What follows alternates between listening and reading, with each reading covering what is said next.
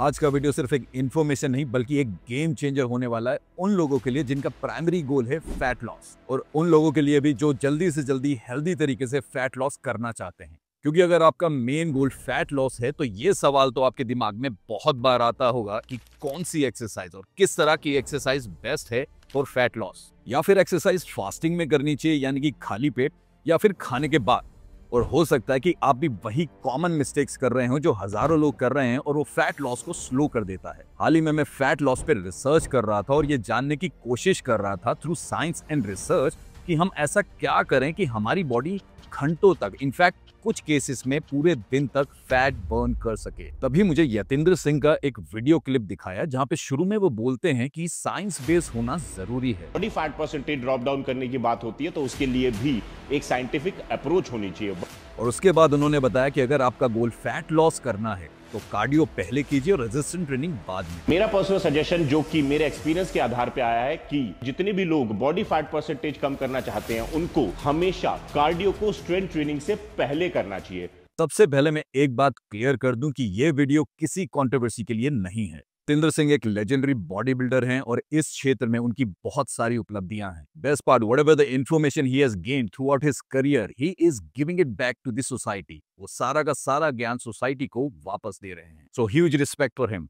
लेकिन एक personal opinion और science based and research based knowledge कई बार अलग होती हैं। तो जब भी हम इस प्लेटफॉर्म पर कुछ भी बोलते हैं तो ये हमारी रिस्पॉन्सिबिलिटी होती है कि हम आप सबको वो चीज एंड फॉर्मूला बताएं जो साइंस एंड रिसर्च ने प्रूव किया हो, ना कि हमारा पर्सनल ओपिनियन। क्योंकि कई गवर्नमेंट इंस्टीट्यूट लाखों करोड़ों रुपीस इन डॉलर्स खर्चा करते हैं और कई सौ लोगों पर रिसर्च एंड एक्सपेरिमेंट होता है, तब जाके वो ह्यूमन डीएनए का फॉर्मूला हमको पता चलता है। क्योंकि हमारा देश अलग हो सकता है, हमारे स्किन कलर अलग हो सकता है, हमारी जाति धर्म अलग हो सकती है, मगर हमारा डीएनए आज भी सेम है, होमो सेपिएंट। तो आज की वीडियो में with the help of science and research हम आपको समझाएंगे कि कैसे जल्दी से जल्दी और हेल्दी तरीके से फैट लॉस किया जा सकता है, और वो कौन सी चीजें हैं जिनको करने से हम पूरे दिन फैट बर्न कर सकते हैं। और लास्ट में मैं आपको दो साइंस बेस्ड ऐसी चीजें बताऊंगा जिसको जानने के बाद आप एक्सरसाइज एंड डाइट से रिलेटेड फैट लॉस का सारा रहस्य समझ जाएंगे। और कोई भी चीज मैं अपने मन से या अपने पर्सनल ओपिनियन से नहीं बताऊंगा।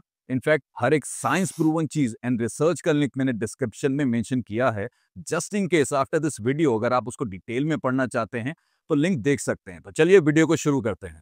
ये बहुत ही पुरानी बात हो चुकी है कि जितनी कैलोरीज आपने इंटेक करी, यानी कि जितनी कैलोरीज आपने दिन भर में खाने से अपने बॉडी में पहुंचाई है, उससे ज्यादा अगर कैलोरीज आप बर्न करते हैं तो आपका वेट लॉस हो जाएगा। मगर हम यहाँ बात कर रहे हैं फैट लॉस की। सो ये कैलोरीज बर्न करने वाली स्टेटमेंट आधी अधूरी है, क्योंकि ये उससे भी ज्यादा जरूरी चीजों को छुपा देता है जो हमारे फैट लॉस में सबसे ज्यादा मदद करते हैं।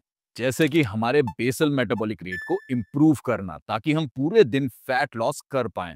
बेसल मेटाबॉलिक रेट यानी बीएमआर का मतलब होता है कि वो नंबर ऑफ कैलोरीज बर्न होना जो पूरे दिन में हमारी बॉडी नॉर्मल फंक्शन करते वक्त बर्न करती है। नॉर्मल काम जैसे कि सांस लेना, हमारे ब्लड सर्कुलेशन को बनाए रखना, बॉडी टेम्परेचर मेंटेन करना एक्सेट्रा। अगर आपका बीएमआर हाई है तो इसका सिंपल सा मतलब है, इसका मतलब हुआ कि पूरे दिन आप कैलोरीज एंड फैट ज्यादा बर्न करेंगे, इवन रेस्ट करते वक्त भी।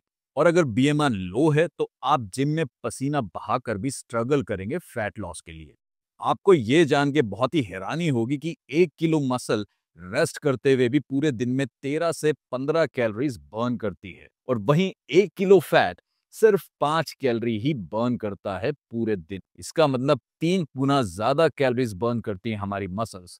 तो इसका मतलब जितने ज्यादा स्केलेटन मसल्स हमारी बॉडी में, उतनी ज्यादा रेस्ट करते हुए भी हम कैलोरीज बर्न करेंगे। सो चलिए सबसे पहले बेसिक चीज से शुरू करते हैं। हम किसी भी तरह की एक्सरसाइज करें, चाहे वो वॉक हो, running, swimming, cardio, resistant training, या किसी तरह का स्पोर्ट्स खेलना, ये सब चीजें हमको फिट रखने और हमारा बेसल मेटाबॉलिक रेट को इंप्रूव करने के लिए बनी होती है, और उसके लिए बहुत फायदेमंद होती हैं। चाहे आप उसको खाली पेट करें या कार्डियो पहले करें या रेजिस्टेंट ट्रेनिंग पहले करें। मगर अब बात आती है कि अगर आपका गोल फैट लॉस है तो कौन सा टाइम बेस्ट है और कौन सी एक्सरसाइज करने से और किस तरह की एक्सरसाइज करने से हम ज्यादा फैट लॉस कर सकते हैं। सबसे पहले हम समझते हैं कि किसी भी तरह की एक्सरसाइज हम फास्टिंग करें या खाना खाने की बात करें, तो चलिए अपनी बॉडी की साइंस को थोड़ा सा समझते हैं। जब भी हम कुछ खाते हैं तो उसको हमारी बॉडी डाइजेस्ट करती है और हमारे ब्लड में ग्लूकोज लेवल बढ़ जाता है, जिसको हम ब्लड शुगर लेवल भी बोलते हैं। और तब हमारे पैनक्रियाज इंसुलिन रिलीज करते हैं और इंसुलिन हमारी बॉडी के सेल को ऑर्डर देता है कि ग्लूकोज को अपने अंदर सोख ले, अब्सॉर्ब कर ले, ताकि हमारा ब्लड शुगर लेवल मेंटेन हो जाए। मगर रिसर्च ये बताती है कि इंसुलिन फैट ऑक्सीडेशन को रोक देता है। फैट ऑक्सीडेशन वो प्रोसेस होता है जो हमारे फैट सेल को तोड़ के हमारे ब्लड में पहुंचाता है, ताकि अब हम फैट को एज अ एनर्जी यूज करके बर्न कर लें। और अगर आप खाली पेट एक्सरसाइज करते हैं तो उस समय पे हमारा main source of energy glucose, उसका लेवल उतना ज्यादा नहीं होता है, तो उस समय पे हमारे पेनक्रियाज इंसुलिन उस लेवल पे रिलीज नहीं करते हैं। और इसी वजह से हमारे फैट ऑक्सीडेशन प्रोसेस में कोई भी रुकावट नहीं आती है। तो इसका सिंपल सा मतलब हुआ, तो यहाँ साइंस ये बताती है कि अगर हमारा गोल फैट लॉस है तो खाली पेट एक्सरसाइज करना बेस्ट है। बट यतिंदर ने अपनी वीडियो में ये बोला है कि अगर आपका गोल फैट लॉस है तो पहले फैट जोन कार्डियो लगभग 40 से 45 minute and then weight training कीजिए। अब साइंस हमको ये बताती है कि हमारी बॉडी में कोई भी ऐसा बटन नहीं है जिसको आप सीधा स्विच ऑन या ऑफ करें और बॉडी को बोले कि अब कैलोरीज लेना आप फैट से शुरू कीजिए ताकि मेरा फैट लॉस पहले हो। साइंस एंड रिसर्च भी यही बताती है कि हमारी बॉडी का डिफेंस मैकेनिज्म सबसे पहले हमारी बॉडी के मेन सोर्स ऑफ एनर्जी यानी ग्लूकोज से एनर्जी लेता है। और जब हम कुछ समय तक एक्सरसाइज करते हैं तो ग्लूकोज नामक फ्यूल हमारी बॉडी में कम होने लगता है। तब हमारी बॉडी के न्यूरॉन्स हमारे ब्रेन को मैसेज भेजते हैं। न्यूरॉन्स हमारी बॉडी के पोस्टमैन होते हैं, वो हर जगह से मैसेज लेते हैं और हमारे ब्रेन तक पहुंचाते हैं। और उस मैसेज के बेसिस पर हमारा ब्रेन डिसाइड करता है अभी हमारी बॉडी की नीड क्या है और उस तरह का एक्शन वो लेता है। तो इस सिचुएशन में न्यूरॉन्स हमारे ब्रेन को बताते हैं कि सर हमें नहीं पता कि ये कब तक एक्सरसाइज करेगा, मगर हमारी बॉडी के अंदर ग्लूकोज कम हो रहा है। तो इस सिचुएशन में ब्रेन बोलता है कि एक काम करो, हमारे रिजर्व यानी सेविंग फ्यूल यानी कि फैट पर स्विच कर दो और अब कैलोरीज फैट से लेना शुरू करो। इस चीज को मैं आपको एक सिंपल एग्जांपल से समझाता हूं। आप अपने बैंक के सेविंग अकाउंट को समझिए, वो ग्लूकोज है, और जो आपने सेविंग्स कर रखी है जैसे कि एफडीएम म्यूचुअल फंड, वो फैट है। तो जब आप अपने सेविंग अकाउंट्स के पैसे खर्च कर देते हैं और उसके बाद भी आपको पैसों की जरूरत होती है, तब आप अपनी सेविंग्स यानी एफडीएम म्यूचुअल फंड से पैसे निकालते हैं और उस जरूरत को पूरा करते हैं। बिल्कुल एग्जैक्टली वैसे ही हमारी बॉडी का डिफेंस मैकेनिज्म होता है। तो यहाँ पर अगर आप यतेंद्र की पर्सनल ओपिनियन माने तो फास्टिंग में आप फैट जोन वाला कार्डियो करते हैं, वो भी लगभग 45 मिनट तक, तब भी आपकी बॉडी एनर्जी सिर्फ और सिर्फ ग्लूकोज से ही ले रही होगी।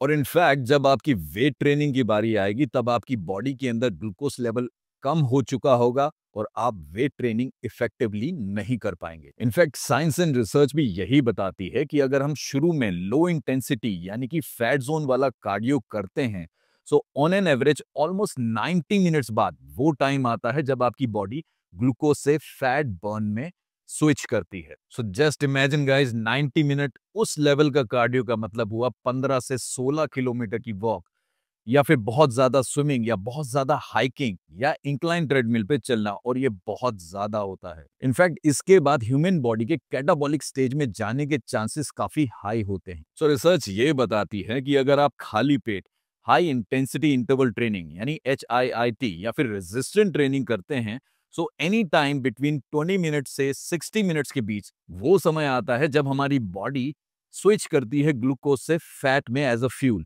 अब 20 से 60 मिनट का बीच का गैप बहुत ज्यादा है, क्योंकि ये सब डिपेंड करेगा आपकी ट्रेनिंग की इंटेंसिटी पर। जितनी ज्यादा इंटेंसिटी होगी आपके वर्कआउट की या वेट ट्रेनिंग में गैप्स कम होंगे बिटवीन योर सेट्स, उतनी ही जल्दी आप ग्लूकोज बॉडी का खत्म कर पाएंगे और उतनी जल्दी ही फैट पर स्विच कर पाएंगे। और उसके बाद वो फैट जोन कार्डियो आप कर सकते हैं 30 से 40 minute depending on your energy level. वैसे तो फैट जोन कार्डियो का फॉर्मूला बहुत ही आसान है। इनफैक्ट यतिंदर ने भी अपनी वीडियो में बताया है, जो कि होता है 220 माइनस योर एज। यहाँ पे अगर मैं अपनी एज माइनस करता हूँ 42, तो वो आता है 178। तो 178 का 70% जो चीज निकल कर आती है, यहाँ पर आती है 133.5। तो कार्डियो करते वक्त अगर मेरी हार्ट बीट इसके आसपास रहेगी तो मैं फैट जोन में कार्डियो कर रहा हूं। अब जिन लोगों के पास स्मार्ट वॉच नहीं है, जैसे मैं भी स्मार्ट वॉच यूज नहीं करता हूं, तो उनको इस फॉर्मूले की जरूरत बिल्कुल भी नहीं है। उनको सिर्फ एक चीज ऑब्जर्व करनी है। अगर 1 से 2 छोटे सेंटेंस बोलने के बाद आपको सांस लेना जरूरी पड़ रहा है, इसका मतलब कि आप वो फैट जोन वाला कार्डियो कर रहे हैं। अब बात करते हैं 2 इंटरेस्टिंग चीजों की कि कैसे हम एक्सरसाइज के बाद भी घंटों तक फैट बर्न और कैलोरी बर्न कर सकते हैं। नंबर 1, जब आप वर्कआउट फिनिश करते हैं तो क्या आपकी बॉडी एकदम से नॉर्मल या रेस्टिंग मोड में आ जाती है? इसको एक सिंपल से एग्जांपल से समझते हैं। अगर आप बाइक या स्कूटर या फिर कार चलाते हैं, थोड़ी देर चलाने के बाद जब आप उसको बंद करते हैं तो उसके इंजन को ठंडा होने में, उसके टायर्स को ठंडा होने में समय लगता है। और वो तो मशीन्स हैं, ये ह्यूमन बॉडी है। और हमारी बॉडी को एक्सरसाइज के बाद नॉर्मल स्टेट यानी रेस्टिंग स्टेट में वापस आने के लिए एक्स्ट्रा एनर्जी लगती है, क्योंकि हमारी बॉडी को बहुत सारी चीजें नॉर्मल करनी पड़, जैसे कि हमारी हार्ट बीट को नॉर्मल लेवल पर पहुंचाना, हमारे टेम्परेचर को नॉर्मलाइज करना, या फिर हमारे हार्मोन लेवल को स्टेबलाइज करना। और इस प्रोसेस के दौरान हमारी बॉडी बहुत ज्यादा ऑक्सीजन कंज्यूम करती है एक्सरसाइज के बाद। और इस प्रोसेस को हम बोलते हैं ईपॉक, यानी कि excess post workout oxygen consumption. मतलब सिंपल सा मतलब हुआ ज्यादा ऑक्सीजन कंज्यूम करना पोस्ट वर्कआउट, ताकि हमारी बॉडी नॉर्मलाइज हो। अब समझिए सबसे इंटरेस्टिंग चीज, ड्यूरिंग योर वर्कआउट आपका ग्लूकोज लेवल ऑलरेडी बहुत लो हो चुका होता है, और इस ईपो प्रोसेस के दौरान भी हमारी बॉडी फैट से ही कैलोरीज लेके बर्न कर रही होती है, ताकि हमारी बॉडी वापस नॉर्मल स्टेट में आ पाए। एंड बेस्ट चीज, ईपो प्रोसेस कितना लंबा चलेगा ये डिपेंड करता है हमारी ट्रेनिंग की इंटेंसिटी पर। अगर आपका वर्कआउट हाई इंटेंसिटी होगा तो ईपोक ज्यादा समय तक चलेगा और कई घंटों तक हमारी बॉडी फैट बर्न कर पाएगी। अब इसी प्रोसेस से जुड़ी हुई है दूसरी चीज, मेक श्योर आफ्टर वर्कआउट आपकी पहली मील हाई प्रोटीन और हेल्दी फैट्स वाली हो, जिसमें कार्बोहाइड्रेट नाम मात्र हो, क्योंकि ऐसा करने से आपकी बॉडी की अच्छी रिकवरी होगी और अच्छे मसल्स गेन होंगे। और इस दौरान सबसे बेस्ट चीज जो आपकी बॉडी में होगी कि आपका glucose and sugar level high नहीं होगा, और हमारी बॉडी को इंसुलिन कम रिलीज करना पड़ेगा। तो इसका मतलब हमारी बॉडी फैट को ही फ्यूल की तरह यूज करेगी और बर्न करेगी फैट को काफी देर तक। तो इसका मतलब ईपॉक प्रोसेस बहुत ज्यादा समय तक चलेगा, मतलब कि घंटों तक फैट बर्न। सो पूरी वीडियो का सार मैं आपको सिर्फ 4 लाइंस में समझा देता हूं। नंबर 1, अगर आप फैट लॉस चाहते हैं तो फास्टिंग में एक्सरसाइज करना सबसे बेस्ट है। नंबर 2, रेजिस्टेंट ट्रेनिंग पहले कीजिए एंड फैट जोन कार्डियो उसके बाद। नंबर 3, पोस्ट वर्कआउट मील में protein rich food and healthy fats add करें।